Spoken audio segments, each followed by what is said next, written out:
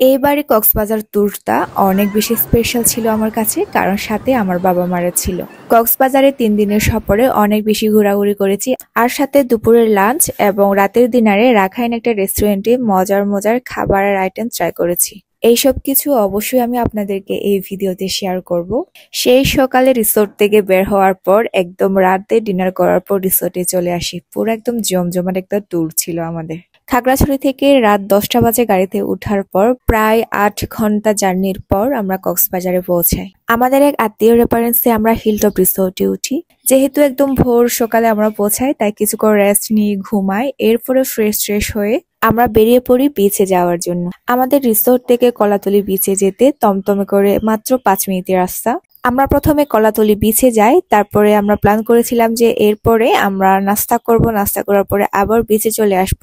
মানুষের বয়স বাড়ে কিন্তু আশা ফুরোয় না, স্বপ্ন ফুরোয় না। আমার অনেক ইচ্ছে ছিল আমার বাবা মা সহ আমরা ফ্যামিলির সবাই মিলে যে কোনো একটা জায়গায় ঘুরতে যাব। তো ফাইনালি এবারে সেই ইচ্ছাটা পূরণ হলো। আমরা 2 ফ্যামিলি মিলে এবারে ঘুরতে এসেছি, তবে আমার ভাই আসতে পারেনি, ওকে বাড়িতেই রেখে এসেছি। আমরা অনেক মিস করেছিলাম আমার ভাইকে। মা বারবার বলছিল ইস যদি আমার ভাই যেত তাহলে আরো অনেক ভালো লাগতো। সমুদ্রের বিশালতা দেখতে, সমুদ্রের গর্জন শুনতে সবার ভালো লাগে। সমুদ্রের পাড়ে আমরা বসে থাকতে থাকতে প্রায় অনেকক্ষণ হয়েছিল। এরপরে একটু খিদা লাগছিল, যেহেতু সারা রাত জার্নি করে এসেছি। তারপর নাস্তা করার জন্য আমরা চলে এসেছি একটা রেস্টুরেন্টে, যেটার নাম হচ্ছে শালিক রেস্টুরেন্ট। আপনারা কক্সবাজারে গেলে এখানকার খাবারগুলো ট্রাই করতে পারেন। এই রেস্টুরেন্টে যা যা খেয়েছি পার্সোনালি আমার সব খাবারই ভালো লেগেছে। দুপুরের লাঞ্চটাও আমরা এখানে করেছিলাম। স্টাফদের বিহেভিয়ার গুলো আমার কাছে অনেক ভালো লেগেছে। যেহেতু এখন রোজার মাস, সব খাবারের দোকানগুলো অ্যাভেলেবল ছিল না, তাই বেস্ট অপশন হিসেবে আমাদেরকে এই শালিক রেস্টুরেন্টটাকে বলা হয়েছিল। সকালের নাস্তাতে আমরা ডিম অমলেট আর নান রুটি খেয়েছিলাম, সাথে ডাল আর সালাদও ছিল। কথায় আছে পেট ঠিক তো দুনিয়া ঠিক। তো আমরাও পেট ঠিক করে আবারও চলে এসেছি বিচে, কারণ আমরা দুপুরে ভাত খাওয়ার আগ পর্যন্ত বিচে থাকবো। এই ভ্রমণটা ছিল আসলে বাবা মায়েদের জন্য। আমরা যেহেতু বাইরে বাইরে থাকি, তাই ইচ্ছে হলে যেখানে সেখানে ঘুরে আসতে পারি, কিন্তু মা বাবারা অনেক সময় টাকা পয়সা থাকলেও একদম হুটহাট করে আমাদের মতো কোথাও ঘুরতে যেতে পারে না, অথবা যাওয়া হয় না। তাই এইবারে তাদেরকে প্রথমবার কক্সবাজার সমুদ্র সৈকত দর্শন করানো, আর তারাও অনেক বেশি এনজয় করেছিল। এখন সময়টা একদম ভর দুপুর, আর এরই মধ্যে আমাকে সবাই জোরাজোরি করছিল ঘোড়ার পিঠে ওঠার জন্য।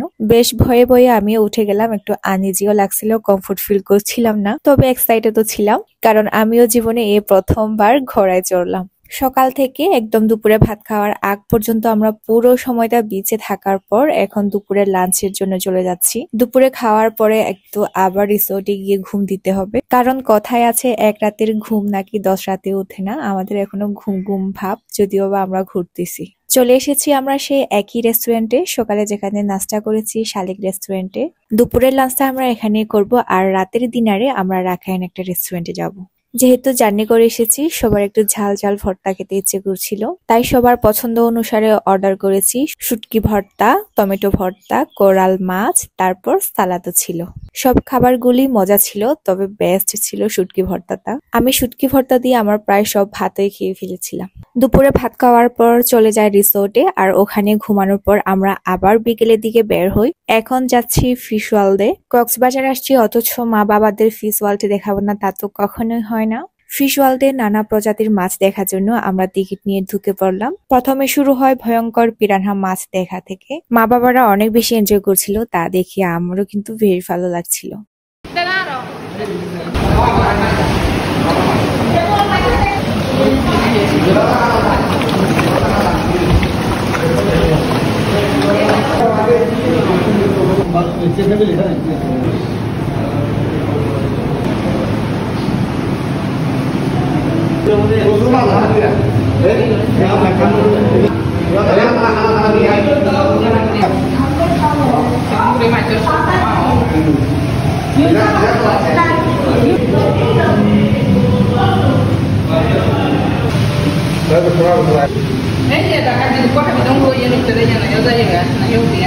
ফিশ ওয়ার্ল্ডে ঘুরে ঘুরে দেখা শেষ করতে করতে প্রায় সন্ধ্যা হয়ে গেছিল। এরপরে আমরা চলে আসলাম বাইরে। তারপর আবার সন্ধ্যাবেলা একটু রিল্যাক্সে বিচ ভিউ উপভোগ করার জন্য আমরা আবার সাগর পাড়ে গিয়েছিলাম।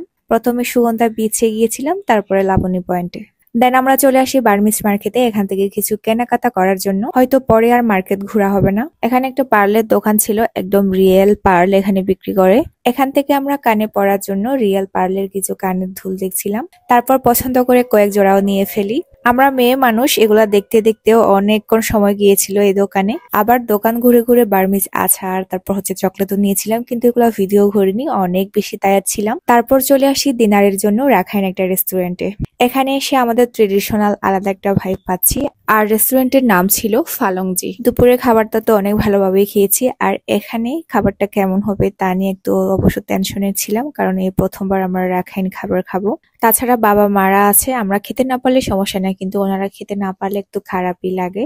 আমরা রাতের ডিনারে অর্ডার করেছিলাম শুটকি ভর্তা, কোরাল মাছ, তারপর তোজা মানে সিদ্ধ একটা খাবার, আর বেগুন। প্রায় 10 থেকে 15 মিনিট ওয়েট করার পরে আমরা আমাদের খাবারগুলো পেয়ে গেছি। খাবারগুলো নিয়ে আসার পরে দেখলাম একদম ভিন্নভাবে রান্না করা।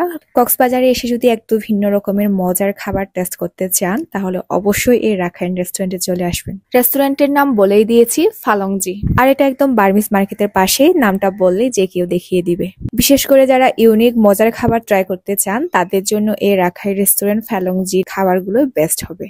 তো কক্সবাজার ট্যুরের প্রথম দিনে সকাল থেকে একদম রাত পর্যন্ত সবকিছু আমি আপনাদেরকে শেয়ার করলাম।